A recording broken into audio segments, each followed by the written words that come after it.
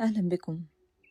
أنا يمنى، وده بودكاست طمأنينة، مساحة أمان وسط كل القلق.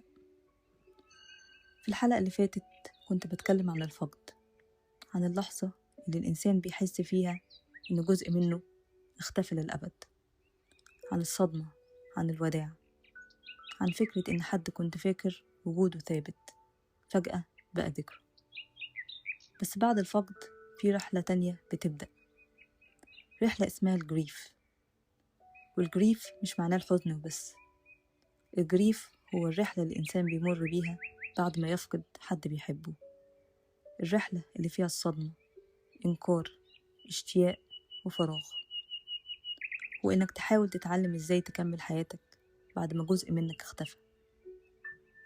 الرحلة اللي محدش بيحضرنا ليها، لأن الناس بتفتكر إن أصعب لحظة هي لحظة الوفاة، لكن الحقيقة أحيانا الأصعب بيبدأ بعدها، بعد ما الناس تمشي، بعد ما العزا يخلص، بعد ما الدنيا ترجع طبيعية، وإنت لسه جواك كل حاجة مكسورة، لسه بتقوم الصبح مستني تسمع صوتهم، لسه عقلك بينسى اللحظة إنهم مش موجودين، ولسه قلبك كل يوم بيستوعب الفقد من جديد.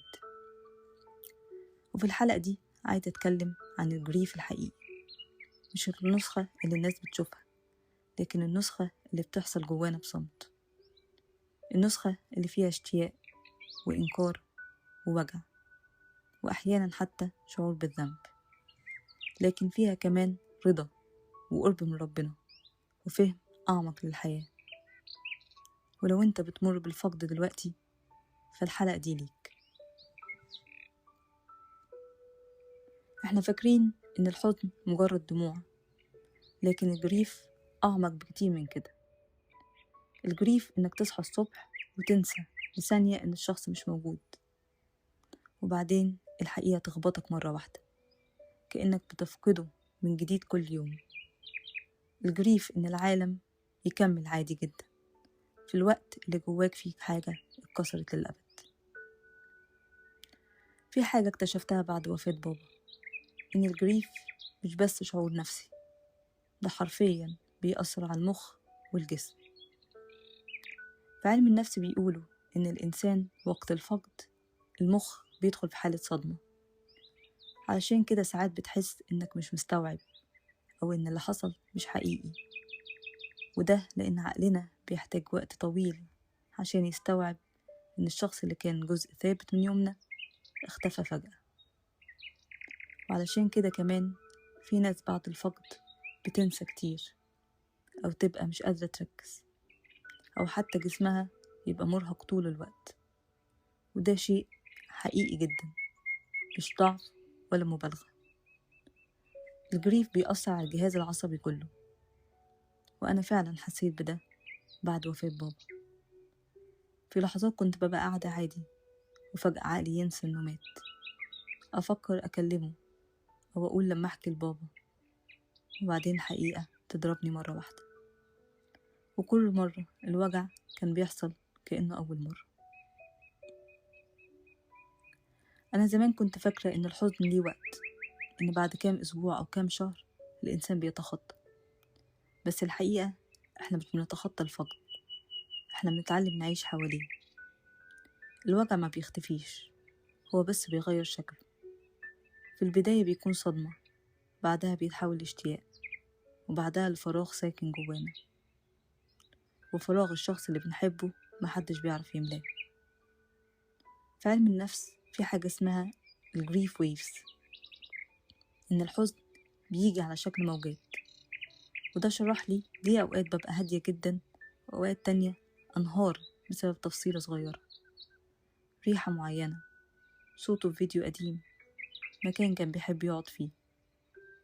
الحزن مش ثابت، وده طبيعي جدا، لأن الجريف مش شخص مستقيم، مش خط مستقيم، مش مرحلة وتخلص، ده موج، مرة هادي ومرة يغرقك بالكامل.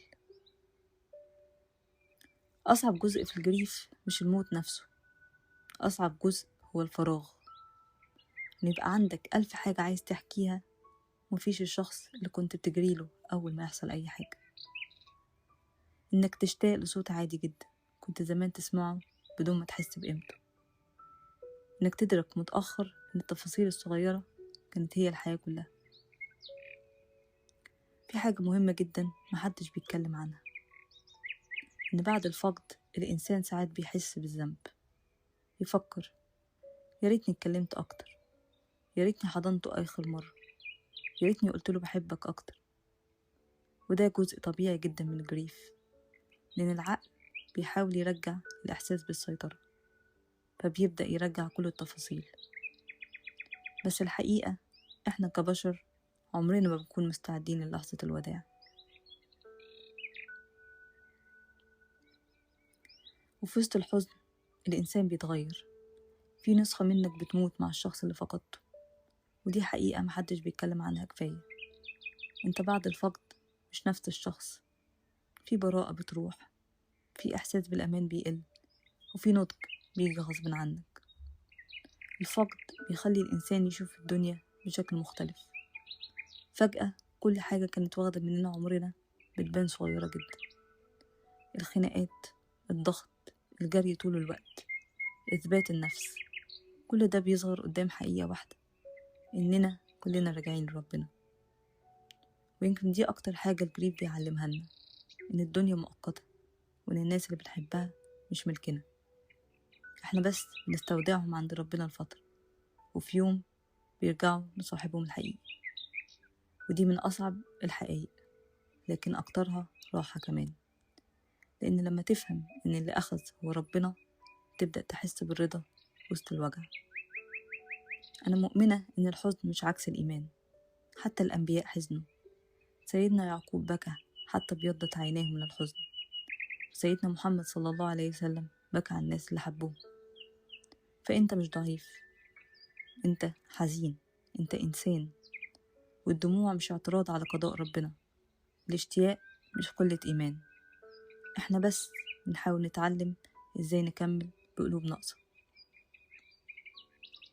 في ناس كتير بتحاول تهرب من الجريف بإنها تشغل نفسها طول الوقت، تضحك زيادة، تتظاهر إنها قوية. بس الحقيقة الحزن اللي متعش بيفضل مستخبي جوانا. علشان كده ابكي لو محتاج تبكي، اتكلم، اكتب، ادعي، قول اسم الشخص اللي بتحبه، افتكره، ما تخافش من الحزن. وأعتقد إن أكتر حاجة مطمناني إن الموت مش النهاية. إحنا كبشر بنشوف فراق، لكن المؤمن بيشوف لقاء مؤجل، يشوف رحمة، يشوف آخرة أوسع من الدنيا. ويمكن عشان كده رغم كل الوجع جوايا سلام صغير، سلام إن اللي بنحبهم في رحمة ربنا، ورحمة ربنا أحن من الدنيا كلها. يمكن الجريف رغم قساوته بيقربنا من ربنا بطريقة غريبة.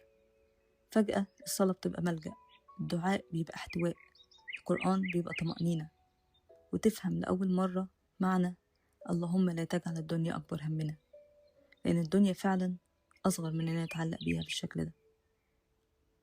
وأعتقد إن أكتر حاجة اتعلمتها نفسيا من وفاة بابا إن الحزن محتاج يتعاش مش يتهرب منه، لأن أي مشاعر بندفنها بتفضل جوانا. علشان كده بقيت أسمح لنفسي أعيط، أدعي، أفتكره، أحكي عنه، لأن الحب الحقيقي مش بيختفي بالموت، هو بس بيتحول لاشتياق.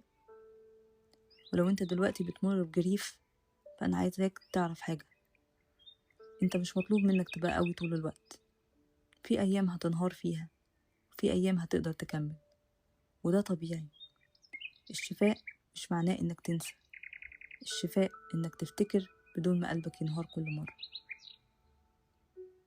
يمكن الجريف عمره ما بيروح بالكامل، لكن يمكن مع الوقت بنتعلم نحمل الحب والوجع مع بعض، ونكتشف إن الناس اللي بنحبها بصدق حتى بعد ما بيمشوا بيفضلوا ساكنين جوايا. فاللهم أرحم أبي وأرحم كل من رحلوا عنا، وخفف عن كل قلب موجوع بالفقد، وأجبر القلوب اللي اتكسرت جبرا يليق برحمتك يا رب. كان معكم طمأنينة، إلى أن ألقاكم في الحلقة القادمة خلي بالك من قلبك.